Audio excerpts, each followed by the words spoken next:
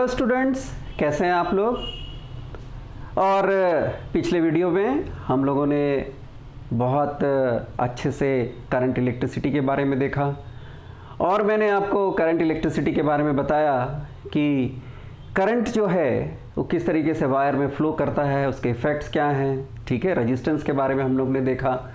आज हम लोग पढ़ने जा रहे हैं इफ़ेक्ट्स ऑफ करंट का पहला topic, that is magnetic effect of current. Magnetic effect of current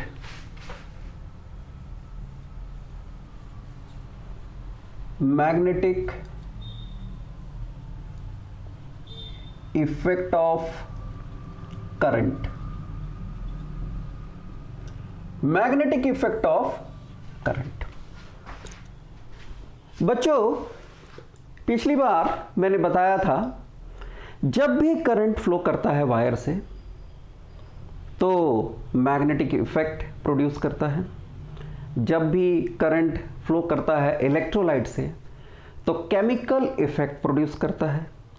ठीक है, हमारे पास जो है तीसरी बात आती है, जब भी करंट वायर से फ्लो करता है, ठीक है, तो हीटिंग इफेक्ट प्रोड्यूस कर सकता है। तो हमारे पास तीनों इफेक्ट हैं। मैंने कहा जब भी करंट फ्लो करता है, इसका मतलब तीनों इफेक्ट एक साथ नहीं हो सकते। ठीक है, इलेक्ट्रिक इफेक्ट और मैग्नेटिक इफेक्ट एक साथ, मतलब कि मैग्नेटिक इफेक्ट, ठीक है, और हीटिंग इफेक्ट एक साथ नहीं हो सकते। हीटिंग इफेक्ट और केमिकल इफेक्ट जो है, ठीक है, वो भी एक साथ नहीं हो सकते। ठीक है, परंतु हमको इसका थोड़ा बहुत तो इफेक्ट है, क्योंकि अगर करंट फ्लो करेगा तो वायर गर्म, हल्का फुल्का गर्म तो होगा ही होगा, परंतु बहुत ज़्यादा उसकी प्रॉपर्टी में कोई चेंज नहीं आएगा। ठीक है, एकदम रेड हॉट नहीं होगा। ठीक है, जब भी वो मैग्नेटिक फील्ड प्रोड्यूस करेगा तो रेड हॉट नहीं होगा।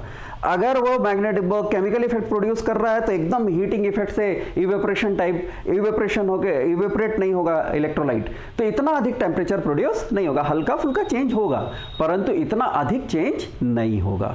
तो इस बात को आप ध्यान में रखेंगे कि करंट जब भी फ्लो करता है वायर में, ठीक है, तो वो मैग्नेटिक इफेक्ट, हीटिंग इफेक्ट और जब इलेक्ट्रोलाइट से फ्लो करता है तो केमिकल इफेक्ट होता है।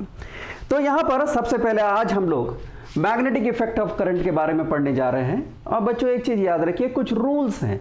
ठीक है, मैग्नेट के बारे में आप देखें, व्हाट इज मैग्नेट। ठीक है, मैग्नेट क्या है यहां पर। तो पहले जो पुराने समय में, आज से बहुत एशियंट एज में, पुराने समय में मैग्नेट को लोड स्टोन बोलते थे। क्या बोलते थे? लोड स्टोन कहते थे।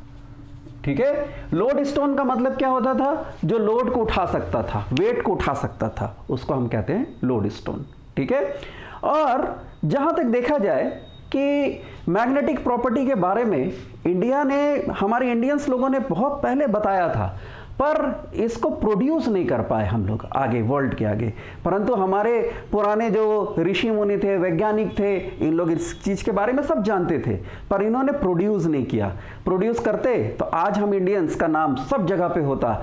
हम एटम्स को, ठीक है, एटम्स में जो इलेक्ट्रॉन्स होते हैं उनके बारे में जानते थे, हम प्रोटॉन के बारे में, परम अणु के बारे में जानते थे, मतलब एटम्स के बारे में जानते थे, सब कुछ जानते थे, पर हम उन सब चीज़ों को प्रोड्यूस नहीं कर पाए वर्ल्ड के सामने, जिसके कारण हमारे नाम जो है थोड़ा पीछे हो गया। परंतु फिर भी इंडियंस आर वेरी इंटेलिजेंट, हम बहुत इंटेलिजेंट है, हम कभी पीछे नहीं होने वाले। ठीक है, इसको याद रखिएगा। ठीक, तो मैग्नेट जो था उसको क्या कहते हैं हम? लोड स्टोन कहते थे उस समय। ठीक, ये वेट उठा सकता था। ठीक, इसी तरीके से मैग्नेट क्या है, दो प्रकार की प्रॉपर्टीज बहुत अच्छे से बताता है, एक अट्रैक्टिव, एक रिपल्सिव प्रॉपर्टी।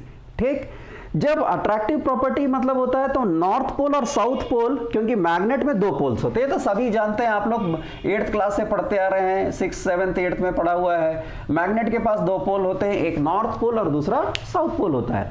नॉर्थ और साउथ एक दूसरे को क्या करते हैं? अट्रैक्ट करते हैं। ठीक, और साउथ एक दूसरे को रिपल करते हैं। इसी तरीके से नॉर्थ एंड नॉर्थ भी रिपल करते हैं। इसी कड़ी में जब हम एक काम करते हैं कि भाई, जब हम एक वायर में करंट फ्लो कराते हैं तो ऑस्टर्ड ने क्या किया? ऑस्टर्ड ने एक एक्सपेरिमेंट किया। ऑस्टर्ड एक्सपेरिमेंट। ठीक है, ऑस्टर्ड में एक एक्सपेरिमेंट किया, वो एक्सपेरिमेंट क्या कहलाया? ऑस्टर्ड experiment. And it proves that, वो क्या प्रूफ करता है? मैग्नेटिक इफेक्ट ऑफ करंट को प्रूफ करता है। क्या प्रूफ करता है?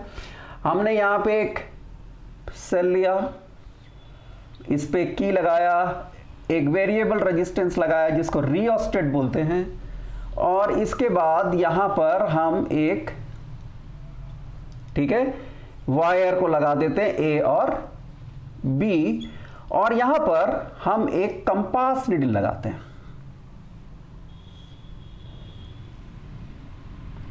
यह है कंपास नीडल। कंपास नीडल का यह है नॉर्थ पोल और यह है साउथ। ठीक है, and current is flowing from, कहां से कहां जा रहा है? ए से बी की तरफ जा रहा है। ठीक, करंट कहां से कहां फ्लो कर रहा है? ए से बी की तरफ। तो जब करंट फ्लो करेगा, ए से बी की तरफ फ्लो करेगा, तो वायर में मैग्नेटिक इफेक्ट प्रोड्यूस होगा, और ये जो कंपास नीडल है वो डिटेक्ट करता है मैग्नेटिक फील्ड को। ठीक है, तो इसलिए नॉर्थ पोल यहां पे अट्रैक्ट होगा और साउथ पोल इधर क्या हो जाएगा? रिपल होगा। ठीक, तो इसका मतलब ये हुआ कि इट आइडेंटिफाइज दैट, ये क्या आइडेंटिफाई किया कि जब भी करंट, ठीक है, whenever current is flowing in a wire, जब भी करंट वायर में फ्लो करेगा, इट प्रोड्यूस मैग्नेटिक फील्ड। तो ये एक्सपेरिमेंट करके ऑस्टर्ड ने बताया कि जब भी वायर से करंट फ्लो करेगा तो वो मैग्नेटिक फील्ड प्रोड्यूस करेगा, और उसका जो आइडेंटिफिकेशन कौन कर रहा है, सत्यापन कौन कर रहा है? वो कर रहा है कंपास नीडल कर रहा है। अब इसी वायर को हम एक्सपेरिमेंट 2 में हम उल्टा कर देते हैं। हमने यहां पे की लगा दिया, ये सेम सर्किट है, सर्किट में करंट अब उल्टा हो गया, ये बी और ये A. Current is flowing from B to A. जब करंट फ्लो कर रहा है यहां पर बी टू ए से, तब हमारा जो कंपास नीडल है, ये हमारा कंपास नीडल है, इसका ये नॉर्थ पोल है और ये साउथ पोल है। तो नॉर्थ पोल रिपल होगा और साउथ पोल अट्रैक्ट होगा। ठीक है, तो बच्चों एक बात हमको क्लियर समझ में आ गई कि नॉर्थ अट्रैक्ट हो रहा है, इसका मतलब whenever the wire is flowing, whenever current is flowing in a wire, ठीक है, तो यहां पर मैग्नेटिक फील्ड प्रोड्यूस हुई, और मैग्नेटिक फील्ड जब करंट कहां से कहां चल रहा है, आपका करंट चल रहा है, अपन इसको मान लेते हैं इस तरफ नॉर्थ, ठीक है, ये नॉर्थ हो गया, और ये हो गया साउथ, ये हो गया ईस्ट, और ये हो गया वेस्ट। व्हेन करंट कहां से कहां फ्लो कर रहा है? West to east. ठीक है, तो उस समय यहां पे साउथ पोल बना, ठीक है, करंट फ्लो करने के कारण, और जब साउथ पोल बना तो जिसके कारण north pole of the magnet is attracted. ठीक, तो आपको समझ में आ गया कि नॉर्थ और साउथ एक दूसरे को क्या करते हैं? अट्रैक्ट। तो यहां पे अट्रैक्शन हुआ नॉर्थ का, और यहां पर क्या हुआ? रिपल्शन क्यों हुआ? जब वायर में करंट फ्लो किया ईस्ट से वेस्ट, उल्टा फ्लो कर रहा है, तब उस समय यहां पर कौन सा पोल बना? नॉर्थ पोल बना, और इसके कारण क्या हुआ? ये नॉर्थ नॉर्थ क्या हुआ? रिपल हुआ, और यहां पे नॉर्थ अट्रैक्ट हुआ और नॉर्थ यहां पे क्या हुआ? रिपल। तो हम यहां लिख देते हैं भाई नॉर्थ पोल अट्रैक्टेड, और यहां पर north pole of compass needle, कौन सी चीज? North pole of compass needle, और यहां पर साउथ पोल, ठीक है, नॉर्थ पोल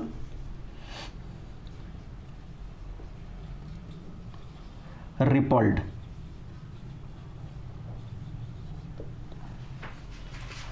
तो यहां पर नॉर्थ पोल क्या हो गया? रिपल्ड हुआ।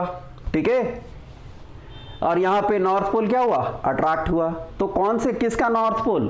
कंपास निडल का नॉर्थ पोल। ठीक है, तो कंपास निडल का नॉर्थ पोल यहां पे अट्रैक्ट हुआ, कंपास निडल का नॉर्थ पोल यहां पे रिपल हुआ।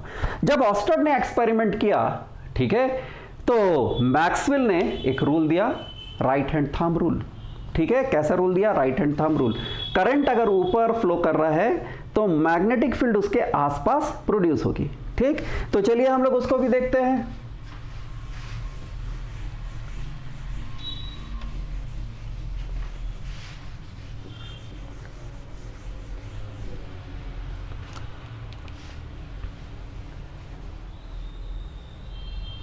Maxwell's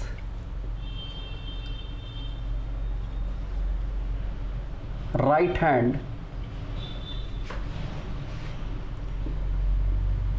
thumb rule. तो बोलता है भाई करंट आई फ्लो करेगा, ठीक है, तो इसके आसपास मैग्नेटिक फील्ड प्रोड्यूस होगी और मैग्नेटिक फील्ड का डायरेक्शन ऐसा होगा। ये कैसा डायरेक्शन है? ये है एंटी क्लॉकवाइज डायरेक्शन। कैसा डायरेक्शन है? एंटी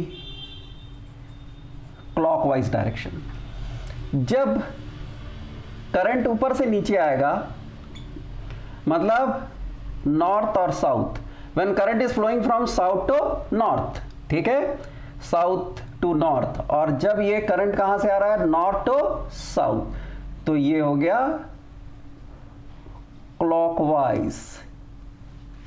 ठीक, तो यहां पर करंट जो है दो तरीके से फ्लो कर सकता है, सीधा सीधा, ठीक है, साउथ टू नॉर्थ, और यहां पर कैसा हो गया?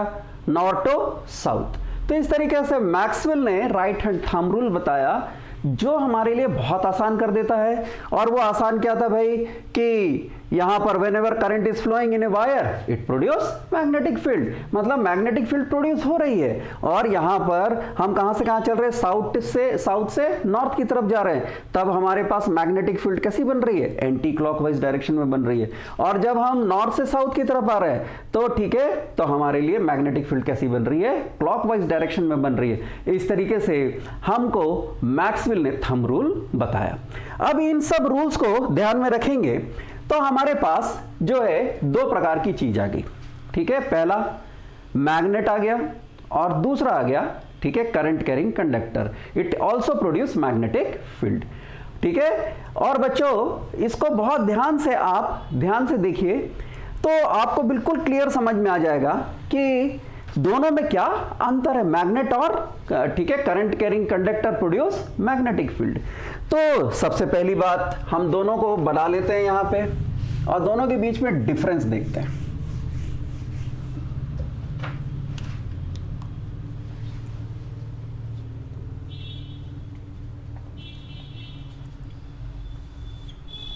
डिफरेंस,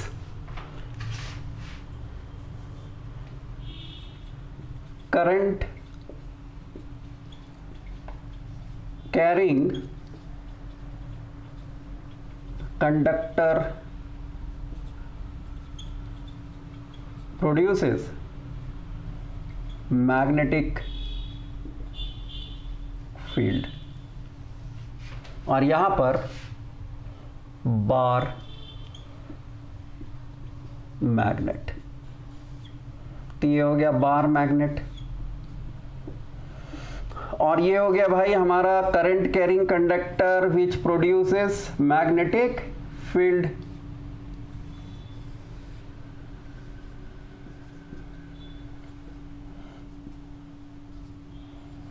ये हो गया हमारे पास, ठीक है। अब सबसे पहली बात यहां पर हम लेते हैं पहला,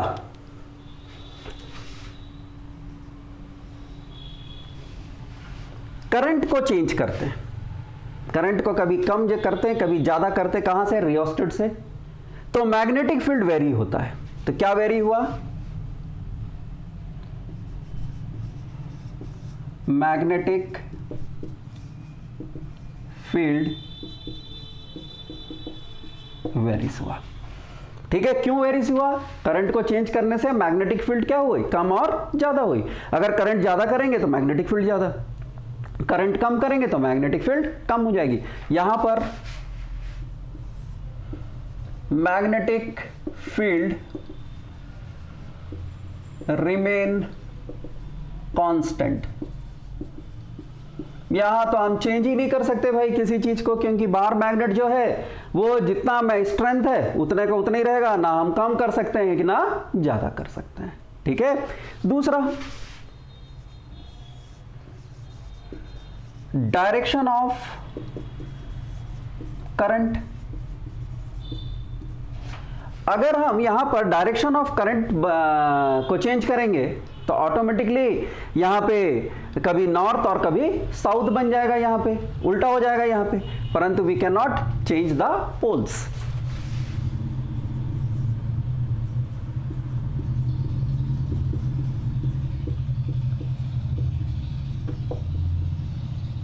पोल को हम चेंज नहीं कर सकते। ये साउथ की जगह नॉर्थ नहीं लिख सकते, नॉर्थ की जगह साउथ नहीं लिख सकते, हम पोल को चेंज नहीं कर सकते।